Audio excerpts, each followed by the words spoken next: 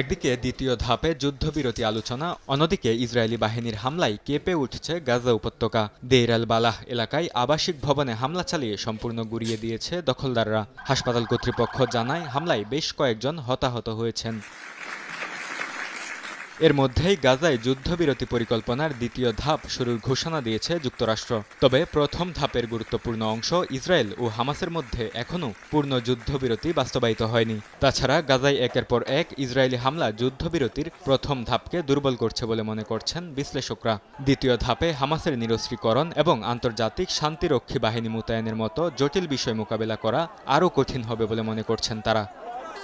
মিশরের কায়রোতে গাজা শাসনের জন্য গঠিত নতুন ফিলিস্তিনি কমিটি বৈঠক করেছে। মধ্যস্থতাকারী দেশ মিশর, কাতার ও তুরস্কের যৌথ বিবৃতিতে বলা হয়, কমিটির নেতৃত্ব দেবেন ফিলিস্তিনি কর্তৃপক্ষের সাবেক উপমন্ত্রী আলী সাদ। এই কমিটিকে গাজার একটি অন্তর্বর্তী প্রশাসনের ভিত্তি হিসেবে দেখা হচ্ছে।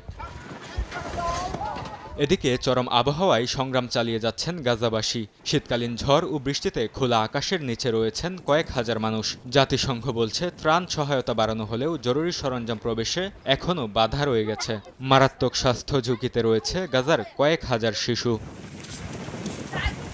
বরকতুল্লাহ, সময় সংবাদ।